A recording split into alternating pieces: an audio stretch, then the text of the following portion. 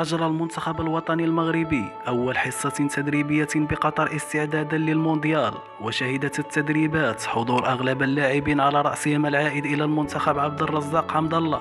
واللاعبين الذين كانت تحوم شكوك حول عدم جاهزيتهم مثل سفيان بوفال وعز الدين أناحي الذي ظهر وهو يضع قناعا على وجهه بسبب الإصابة التي تعرض لها مع فريقه على مستوى الأنف. وشارك في التدريبات أيضا عبد الصمد الزلزولي بشكل عادي، مما يؤكد جاهزيته للمشاركة في كأس العالم والدفاع على ألوان قميص بلاده.